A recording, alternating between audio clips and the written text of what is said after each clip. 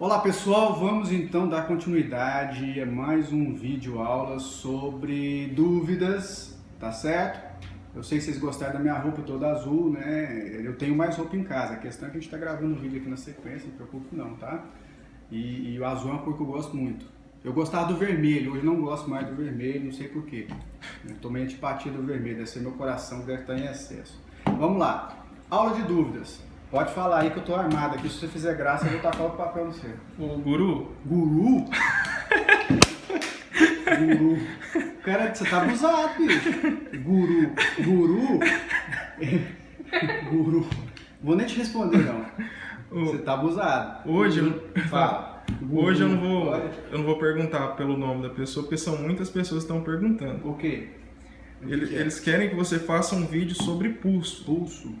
Tá, então vamos lá, presta atenção.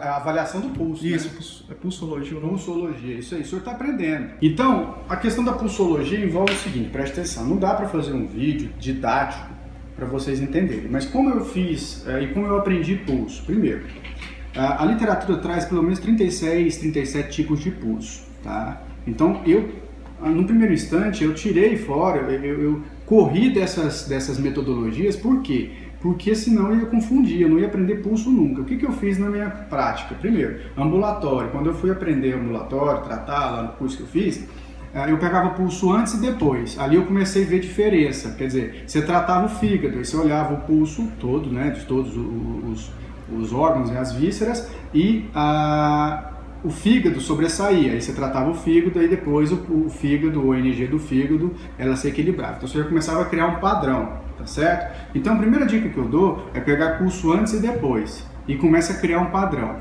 tá? Um padrão pessoal.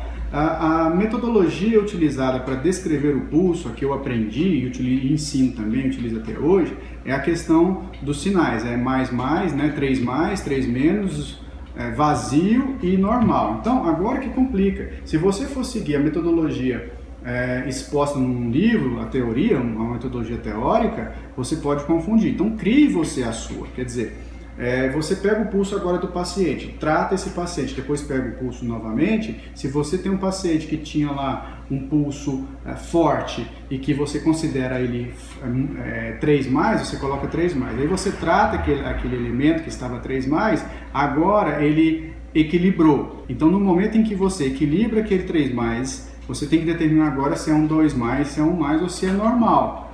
Eu acho muito difícil fazer isso numa primeira sessão. Então o que você vai fazendo? Você vai fazendo pulso antes, depois do tratamento, sessão após sessão. Depois de 10 sessões, você olha todo o seu arquivo do paciente, você pega aquele primeiro pulso e o último pulso. A partir de agora, você já tem subsídio de informação que você pode determinar se era 3 mais mesmo e se agora é normal. E você faça anotações pessoais na própria ficha do paciente sobre aquele pulso para você poder lembrar isso, né, depois que você for fazer uma reavaliação. Então, em resumo, faz a avaliação antes, depois, analise, dê prioridade para um determinado elemento a ser tratado, onde o pulso apresentou um desequilíbrio maior. Então, se está vazio, você vai tonificar. Se você tem um pulso muito cheio, muito forte, você vai sedar. Foque naquele processo, foque naquele elemento tratado e comece a criar a sua metodologia. Então, se você tem aí 5 pacientes para atender, pegue um desses pacientes e trate só pelo pulso. Aí você começa a criar novamente, aí amadurecer esse método. E dia após dia, né? Mês após mês, ano após ano, pulso após pulso, você já tem uma metodologia própria. Daí, depois de 6 meses, 8 meses, 10 meses, você fazendo isso todo dia, diariamente, você já pode começar a estudar os tipos de pulso.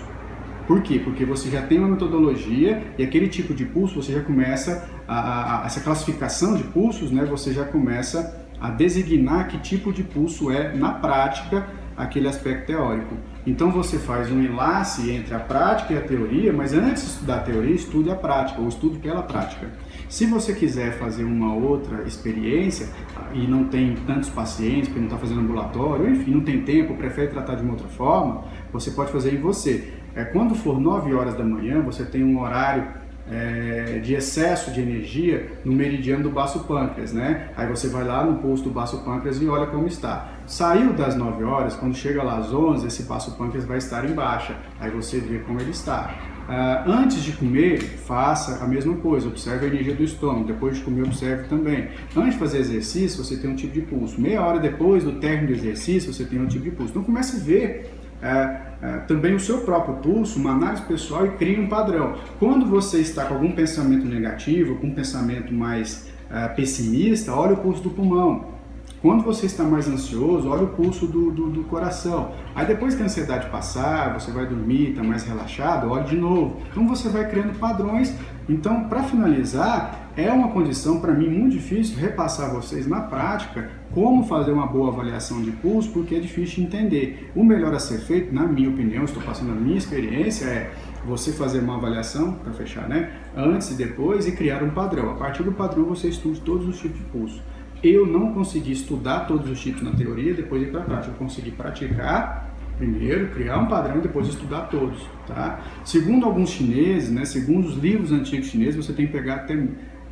enquanto você não avaliar pelo menos 4.000 pulsos, você não consegue entender isso que eu estou falando. Então, vamos lá, né? Vamos buscar essas 4.000 avaliações aí, porque... o tempo urge, e o pulso realmente é um tipo de diagnóstico, um método diagnóstico muito completo. Quem entende pulso não precisa pensar em mais nada, porque já entendeu o aspecto das síndromes e vai usar a língua só para confirmar. Eu, particularmente, uso primeiro a língua, e o pulso eu uso só em algumas ocasiões que eu preciso confirmar o que a língua me passa. Mas mesmo assim, eu já estudei muito pulso.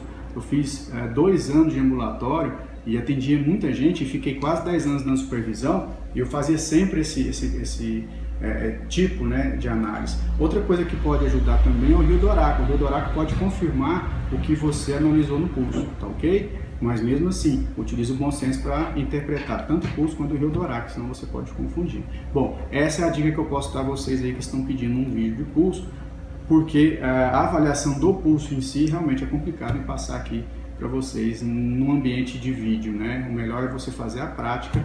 Eu faço até hoje em mim. Tô com dor nas costas, olha como é que tá meu rim. Eu tô com fome, eu olho pra gente ver como que tá, e você vai criando naturalmente essa metodologia, ok? Espero ter ajudado. Um grande abraço e se inscreva no nosso canal. Curta o vídeo se gostou, se não gostou, fale por quê e deixe aí as dicas e as perguntas para você. Repito, eu não sou guru de ninguém, hein? Eu sou parceiro, tá? O senhor tá com os dias contados aí, hein? Vou pegar o senhor.